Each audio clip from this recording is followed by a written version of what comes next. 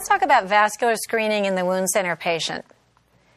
You know, when they asked Willie Sutton why he robbed banks, he said, because that's where the money is. So when we talk about vascular screening, the fact is we need to screen patients in the wound center for vascular disease because we're highly likely to find patients with vascular disease in a wound center. Because among patients who have non-healing wounds, it's likely we're going to find patients who have vascular disease. Who has vascular disease, after all? If you look at patients who have venous insufficiency, at least 10% of them have arterial disease, and depending on the age group, that incidence could be as high as 25%.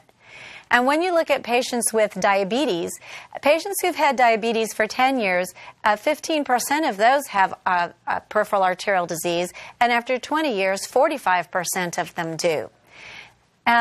Even more disturbing are the data that have to do with survival after a major amputation. The 5-year survival rate of a diabetic after a major amputation is only 30%. The 5-year survival of a diabetic with renal failure is only 14% if they undergo a major amputation. Those statistics are chilling. They are in fact worse than the survival rate of almost any cancer other than perhaps lung cancer. That means that vascular screening is among the most important services that we can provide to patients who come to us in the wound center. There is